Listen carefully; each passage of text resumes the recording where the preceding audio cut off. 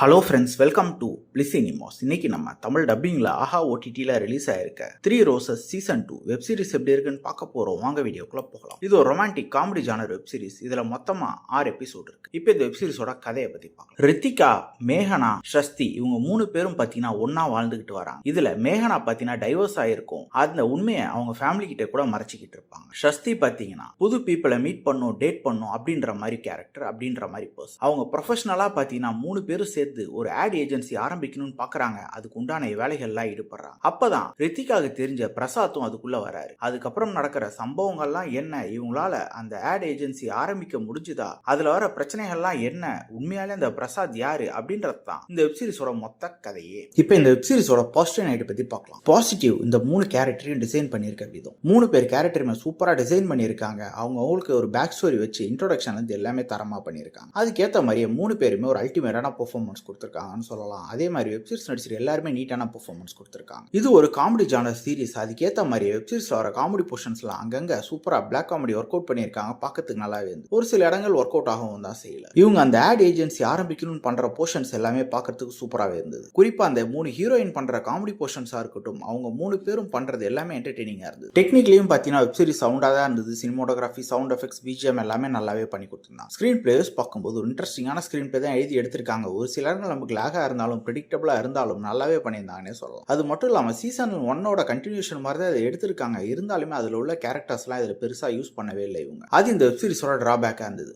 மொத்தத்தில் பார்த்தீங்கன்னா இது ஒரு one time watchable web series தான். வேணும்னா ட்ரை பண்ணி பாருங்க. இந்த வெப் சீரிஸ்க்கு நம்மளோட ரேட்டிங் கேட்டிங்கன்னா 10க்கு 5.5 மார்க் கொடுக்கலாம். இன்னொரு வீடியோவில் சந்திக்கலாம். தேங்க்யூ.